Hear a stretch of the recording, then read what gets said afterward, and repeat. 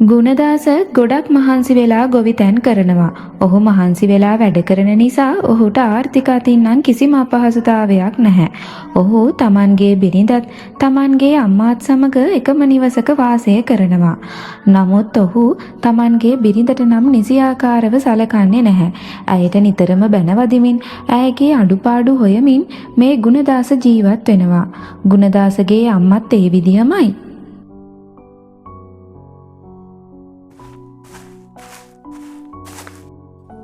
මොකද මේ තනියම උයන්නේ? කොයි නිමාලි අම්මට උදව් කරන්නේ නැද්දද උයන්නේ? මට මොන උදව්ද පුතේ? ඕන් අදත් එළියට වෙලා ඉඳගෙන කල්පනා කර ඉන්නවා. මොනවා කල්පනා කරනවද කියලා දෙයියෝ තමයි දන්නේ. පුතාවත් පොඩ්ඩක් හොයලා බලන්න. ඔය දරුවා ඔච්චරටම ඉතින් කල්පනා කරන්නේ මොනවා ගැනද කියලා. තමන්ගේ ස්වාමියා ගැනවත් නැන්දම්මා ගැනවත් ගානක් නැහැ නෝ. හොඳයි අම්මේ, මං අහලා බලන්නම්කෝ. මමත් දකින්නවා නිතරම කල්පනා කර ඉන්නවා. මං අහලා බලන්නම්කෝ මොනවද ඔය හැටි කල්පනා කරන්න කියලා. අම්මටවත් උදව්වක් කරන්න නැත්නම් ඉතින් මොකටද මේ ගෙදරට වෙලා ඉන්නේ? අම්මටවත් කිසිම උදව්වක් නැහනේ. මට නම් මොන උදව්ද පුතේ? ඒත් ඉතින් ඔය විදිහට දවසම කල්පනා කර ඉන්නකොට ගෙදරටනේ මූසල. බලන්නකෝ, ඔහේ බලාගත්තු අත බලාගෙන කල්පනා කර ඉන්නවා. මං නම් ඔය කෙල්ලට හැමදාම බනිනවා ඔය විදිහට ඉන්න එපා කියලා. මටත් දැන් ඇති වෙලා තියෙන්නේ. උදේටවත් බලන්න බෑනේ මූණ. උදේට මූණ දැක්කොත් මුළු දවසම මූසලයි. හරි අම්මේ, මන් නිමාලිට කියන්නම්කෝ. අම්මා දැන් ඔය උයන පියන එක පැත්තකින් තියලා ගිහින් පොඩ්ඩක් ඇලවෙන්න. මන් නිමාලිට කියන්නම්කෝ ඇවිල්ලා උයන්න කියලා. අම්මටත් හැම වෙලාවෙම ඕවා කරන්න බෑනේ. නිමාලි මේ ගෙදර මොනතරම් වැඩ කළත් මේ අම්මටයි පුතාටයි නම් නිමාලි කරන වැඩවල කිසිම අගයක් තිබුණේ නැහැ. නිතරම ඇයව විවේචනය කරමින් ඇය සිදු කරන සෑම වැඩකම අඩුපාඩු කියමින් ඇයව අවතක්සේරු කරන්න පටන් ගත්තා. ඔවුන් හැමදාම ඒ විදිහටම සිදු කළා. ඉතින් නිමාලිට මෙය බොහෝම විශාල මානසික පීඩනයක් වුණා.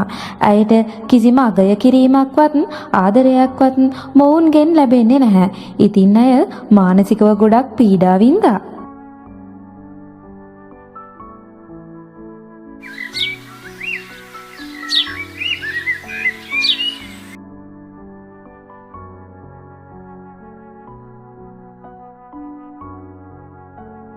ආනේ මේ නිමාලි දුවගේ අයියා නොවෑ.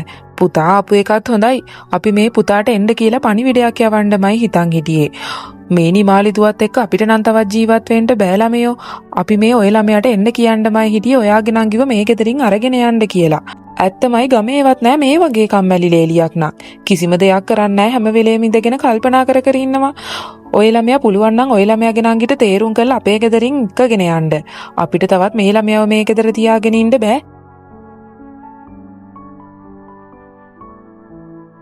ඒක නං ඇත්ත. අපි මේ ඇත්තටම අයියට පණිවිඩයක් යවන්නමයි කතා බහ කරගෙන හිටියේ. අයියා නිමාලිව එක්කගෙන යන්නකෝ. අපිට නම් තවත් නිමාලිව මේ ගෙදර තියාගන්න බෑ. කිසිම කමකට නැහැ. හැම වෙලාවෙම කල්පනා කර ඔහේ මේ ගේ ඇතුළට වෙලා ජීවත් වෙනවා. කිසිම වැඩකට උදව් කරන්නෙත් නැහැ. අයියා නිමාලිට මේ ඇත්ත තේරුම් කරලා නිමාලිව එක්කගෙන යන්නකෝ. එයා මේ ගෙදරින් යන්න කැමතිත් නැහැ. මෙහෙම කියපු ගුණදාස නිමාලිව කැඳවාගෙන ඒමට නිවස තුළට පිටත් වුණා. එහි යන විටත් ඇය කුසියේ බිම නිදාගෙන හිටියා. ඇයට කල්පනාව වැඩිකමටම එහි නිින්ද ගිහින් තිබුණා. ඉතින් ගුණදාස මෙයින් කෝපයටපත් වෙලා නිමාලිට බැනවදින්න පටන් ගත්තා. අනේ සමාවෙන්න ගුණදාස, මම නිකම් මෙතන වාඩි වෙලා හිටියේ. දන්නේම නැතුව මට නිින්ද ගිහින්. අනේ මට සමාවෙන්න, මේකට ඔය තරම් කෑ ගහන්න ඕන නෑනේ. මම තියෙන වැඩක් ගිහින් ඉක්මනින්ම කරන්නම්. අනේ කෑ ගහන්න එපා ගුණදාස. වටපිට මිනිස්සුන්ටත් ඇහෙනවනේ.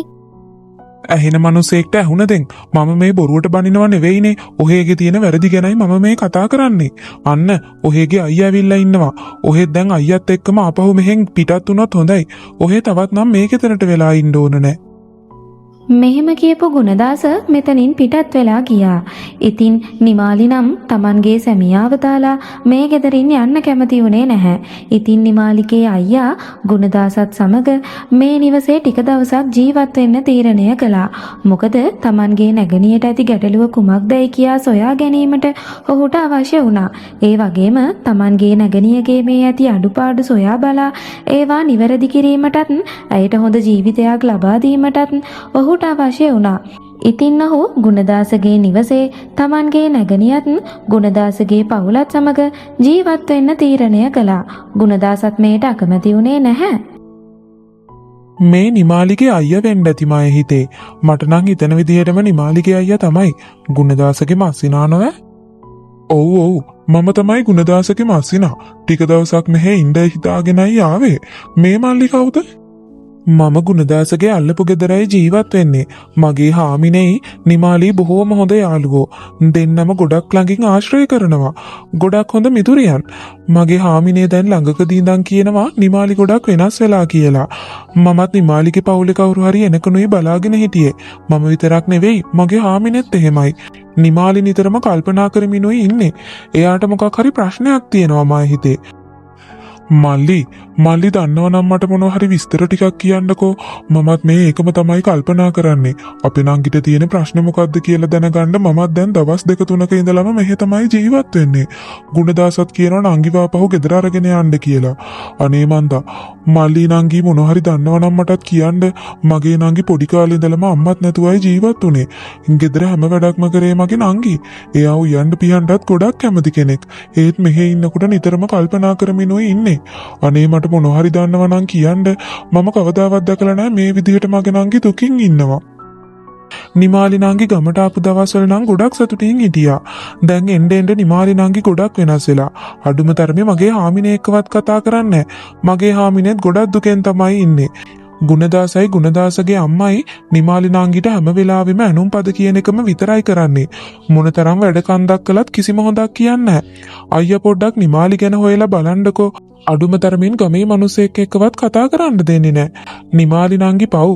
මගේ හාමිනේ නිතරම මේ ගැන කතා කරන හින්දායි මම මේ අයියාට විස්තර කිව්වේ. අනේ බොහෝම ස්තුතියි මල්ලි. මම මේ තරම් කාලයක් හිතාගෙන හිටියේ මගේ නංගි ගොඩක් සතුටින් මෙහෙ ජීවත් වෙනවා කියලා. දැන් මාස ගානකින්ම මට මෙහෙ එන්නත් බැරි වුණානේ. මමත් දැන් ආපහු ගමට යන්නම්. තව දවස් 2-3කින් ආපහු මම ඇවිල්ලා මගේ නංගිව මගේ ගෙදරට එක්කගෙන යනවා. ඒ වෙනකල් පුළුවන් නම් නංගිටත් කියන්න මගේ නංගිව හොඳින් බලා ගන්න කියලා. නංගි මල්ලි පුළුවන් නම් නිමාලිව බලා ගන්නකෝ.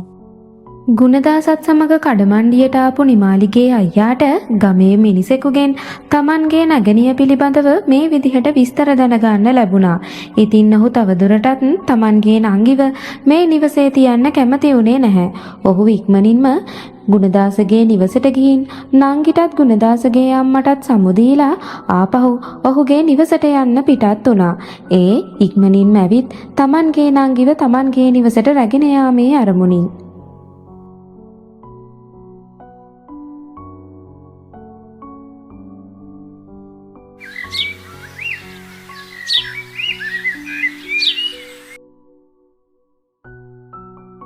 ඔන්න ඔහේගේ අයියා ඉක්මනින්ම ආපහු එනවා කියලානේ ගියේ. දැන් ඉතින් ඔහෙට අයියත් එක්කම ආපහු ගෙදර යන්න පුළුවන්. ගෙදර ගිහිල්ලා නිදාගෙන නිදහසේ කල්පනා කර කර ඉන්න පුළුවන්. ඔහේ ඉතින් මේ ගෙදරට වෙලා හිටියා කියලා තේරුමක් නැහනේ. මේ ගෙදර කිසිම වැඩක් වෙන්නේ නැත්තම් ඔහේ මේ ගෙදර ඉඳලා වැඩකුත් නැහැ. දැන් ඉතින් අයියාගේ ගෙදරට ගිහිල්ලා කල්පනා කර කර නිදාගෙන ඉන්නකෝ. අනේ කරුණා කළා මාව ගෙදර යවන්න එපා අම්මේ. මං ගුණදාසට ගොඩක් ආදරෙයි. මට ගුණදාස නැතුව ජීවත් වෙන්නත් බෑ. මම අම්මටත් ගොඩක් ආදරෙයි. මං ඔයාලා දෙන්නටම ගොඩක් හොඳින් සලකනවනේ. අනේ කරුණා කළා මාව ගෙදර යවන්න එපා අම්මේ. මට මේ විදිහට ඉන්න දෙන්න. මම මේ ගෙදර තියෙන හැම වැඩක්ම කරනවා. මට තේරෙන්නේ නෑ අම්මා මම වැඩ කරන්නේ නෑ කියන්නේ ඇයි කියලා. මම දවසටම විනාඩි 5ක් හරි වාඩි වුණොත් මට බනිනවා. ගෙදර හිටගෙන කියලා මම මොනවා කරන්නද අම්මේ පැය 24ම? මම ගෙදර හැම වැඩක්ම කරලායි පොඩ්ඩක් හාන්සි වෙන්නේ. එහෙම නැත්තම් පුටුවක හරි වාඩි වෙන්නේ. ඒ වාඩි වුණත් විනාඩි 5ක් හිටියත් අම්මා මට හොඳටම බනිනවා. ඔහේ ඉතින් ලස්සනට ඇඳලා පැළඳලා ඉන්න විතරනේ පුළුවන්. ඔහේට තියෙන්නේ මේ ගෙදර වැඩ කරන්න විතරයි. ඔහේ ලස්සනට ඇඳලා පැළඳලා ඔහේට ඕන විදිහට ඉන්න හදන්න එපා මේ ගෙදර. මේ ගෙදර මගේ පුතාගේ. ඒ වගේම ඔහේට කියලා තියෙනෝනේ ගමේ මිනිසුත් එක්ක කතා කරන්නත් එපා කියලා. ඔහේ ඒ කියන කිසිම දෙයක් අහන්නෙත් නැහැ.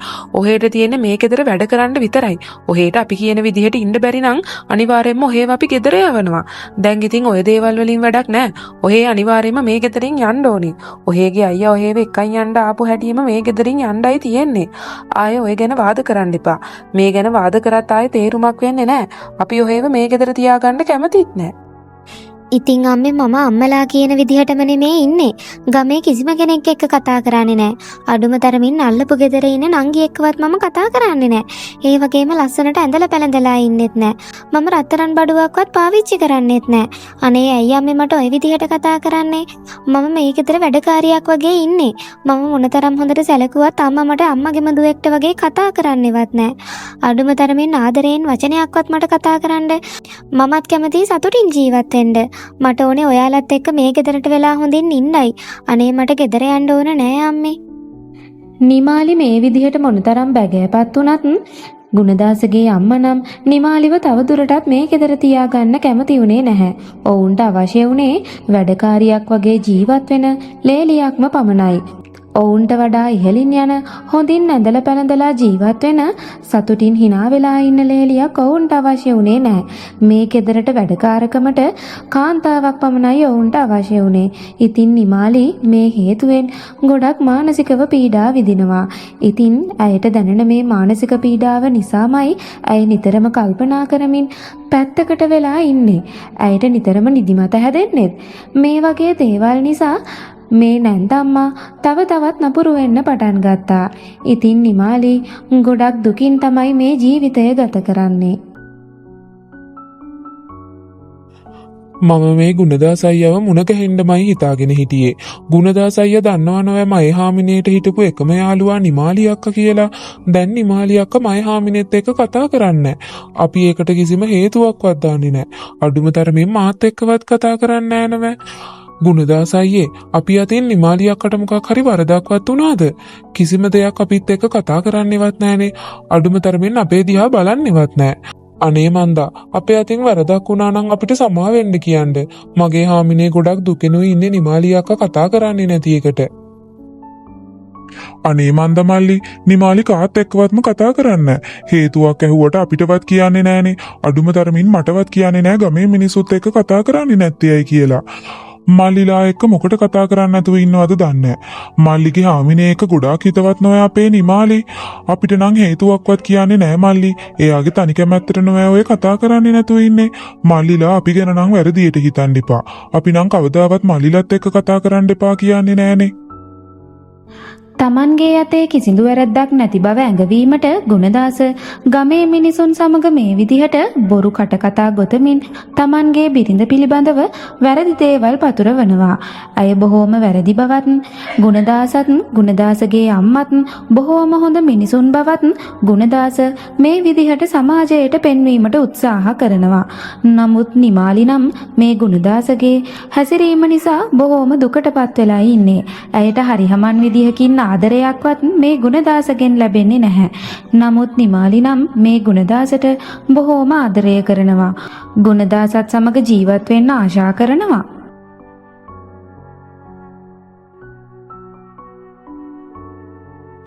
ඔහේගේ අයියා හෙට මෙහෙ එනවා කියලා දැනුවත් කරලා එවලා තියෙනවා. ඔහේව එක්කන් යණ්ඩයි එන්නේ. ඔහේගේ අයියා හෙට එනකොට කොහොමත් හවස් වෙනව නෝවේ. ඒ ආගමම්ම ආපහු ඔහේලගේ ගෙදරට යන්න බෑනේ. ඔය ළමයා කෝකටත් කියලා ඔය ළමයාගේ බඩු ටික ලෑස්ති කරගන්න. හෙට හවස් වරුවට ආවොත් පහවදා තමයි යන්න වෙන්නේ. අනිද්දාට කොහොමත් ඔය ළමයාව අපි මෙහෙන් යවනවා. ඒක නිසා දැම්මම ඔය ළමයාගේ තියෙන බඩු ටික ඔය ළමයා ලෑස්ති කරගන්නකෝ. හෙට විතරයි අපිත් එක්ක මේ ගෙදර ජීවත් වෙන්න පුළුවන්. ඔය ළමයා දැන් ඉතින් හිතේ තියෙන ආසාවල් ඔක්කොම අතෑරගෙන ආපහු ගෙදර යන්න සූදානම් වෙන්නකෝ. අනේ කරුණා කරලා මට තව එකම එක අවස්ථාවක් දෙන්න. මම මගේ හැම වැරද්දක්ම හදාගෙන ඔයාලා කියන විදිහට මේ ගෙදර ජීවත් වෙන්නම්. අනේ අම්මේ මාව මේ ගෙදරින් නම් යවන්න එපා. මම ගුණදාසට ගොඩක් ආදරෙයි.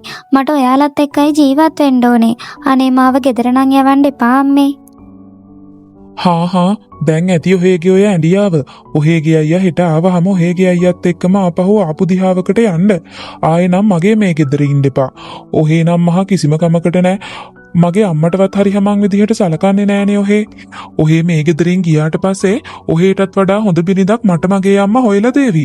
එතකොට ඉතින් මට සතුටින් ජීවත් වෙන්න පුළුවන්. දැන් ඉතින් ඔහේ මෙතන වැළපි ඉන්නේ නැතුව ඔහේගේ අයියා ආවහම ආපහු අරගෙන යන්න ඕන බඩු ටික හදාගන්න. එතකොට ඉතින් ඉක්මනටම ආපහු යන්න පුළුවන් නෝ. ගුණදාසගේ මේ නොහික්මුණු කතාව නිමාලිගේ හිතට බොහෝම ලොකු වේදනාවක් ගෙන දුන්නා. ඉතින් අය තේරුම් ගත්තා ඇයව මේ නිවසින් පන්නා දමා ගුණදාසට වෙනත් කසාදයක් සිදු කර ගැනීමට අවශ්‍ය බව. නිමාලි බොහෝම දුකටපත් වුණා. Taman මේ තරම් කාලයක් බොහෝම ආදරයෙන් සැලකපු Tamanගේම සැමියා Tamanව මේ ආකාරයෙන් නිවසින් පන්නා දැමීම ගැන ඇයට හිතා ගන්නටවත් බැහැ. මේ තරම් කාලයක් බොරු වැරදි මවාපා ඇයගේ පිටට පැටවූයේ මේ හේතුවෙන් බව ඇය හොඳින් තේරුම් ගත්තා. ඉතින් ඇයට Tamanගේ සැමියාව දමා යන්න නම් අදහසක් නැහැ. එදා රාත්‍රියේ සිටම පහවදා දින එළිවනතුරුම නිමාලිට නිින්ද ගියේ නම් නැහැ. මොකද ගුණදාසව දමා යන්න ඇයට කිසිම අදහසක් නැහැ. නිමාලිට මේ නිවසින් යන්නට සිදු වී තිබුණත් අවසාන දිනයේවත් ඇය ඇයගේ යුතුයකම් පැහැර හරින්නට සූදානම් වුණේ නැහැ. ඉතින් බොහෝම කැමැත්තෙන් Tamanගේ ස්වාමියාටත් නැන්දම්මාටත් ආහාර පිසින්න ඇය සූදානම් වුණා. නමුත් ඇය බොහෝම ලොකු කල්පනාවකිනුයි හිටියේ. ඇයට හරියට සිහියක්වත් තිබුණේ නැහැ. මොකද ඇය මේ සිදුවන දෙයට මුහුණ දෙන්නට බොහෝම බියනොයි හිටියේ. ඉතින් ඇයටත් නොදැනිම ඇයගේ මේ නිවසට ඇය අතින් ගිනි ඇවිලුණා. මේ නිවස ගිනි ගනිමින් තිබුණත් ඇයට නිවස ගිනි ගන්න බවක්වත් දැනුනේ නැහැ. ඒ තරමටම ඇය පීඩාවෙනුයි හිටියේ. මේ සිදුවෙන්නේ කුමක්ද කියාවත් ඇයට දැනෙන්නේ නැහැ. ඒ තරමටම ලොකු කල්පනාවකයි දැන් ඇය ඉන්නේ.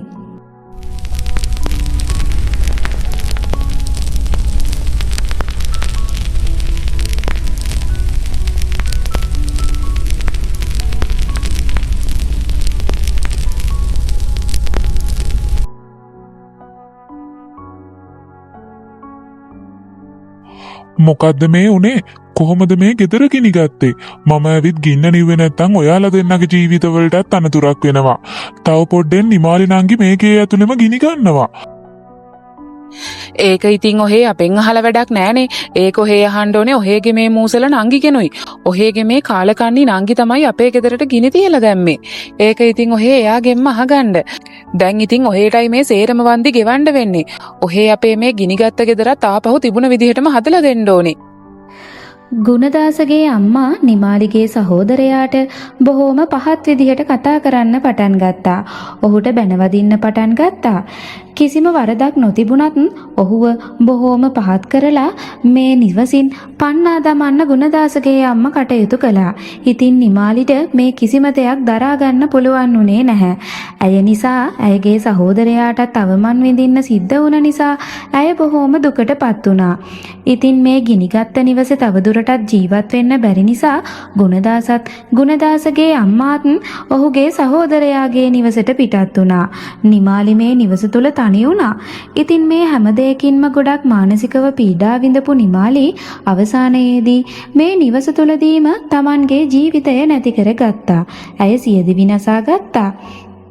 ඉතින් නිමාලිගේ අයියා නිමාලිව සොයලා අවසානයේදී මේ ගිනිගත් නිවස තුලට පැමිණියා. ඉතින් ඔහු දුටුවා මේ ගිනිගත් නිවස තුල Tamanගේ නැගණියගේ ශරීරය තිබෙන බව.